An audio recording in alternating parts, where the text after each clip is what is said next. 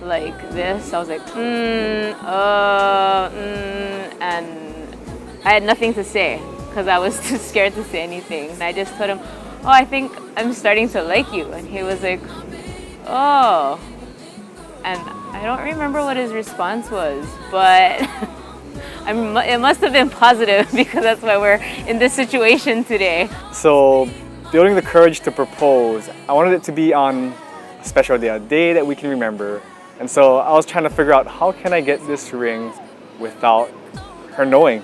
I had to do it behind her back somehow. Well, a while ago, she told me that she was going to be singing for her church. They were going to be doing it big time at the Neil Blaisdell Center. So I purposely parked at the top floor when it was clear, and I had a little sign that says, "Will you marry me?" I was like, okay, I think it's time to go back to the car. I wanted her to open the trunk because when she opens the trunk, that's when she's going to get, the surprise, or hopefully it was a surprise. I told her, just throw your stuff in the trunk, and she's like, why? Just keep it in my lap. That's what she usually does. She opened up the trunk, all of the balloons pop out. She sees a sign, "Will you marry me?" And for some reason, she thought it was a joke until I pulled out the ring and asked her, "Will you marry me?" Well, maybe I didn't exactly say, "Will you marry me?" It was always fun, it was always easy. I think that's the biggest thing, is that it was never difficult. The relationship was never difficult. It was easy. I think that's how a relationship should be, where there's no stress in it. You just do what you do, and it just all comes into place.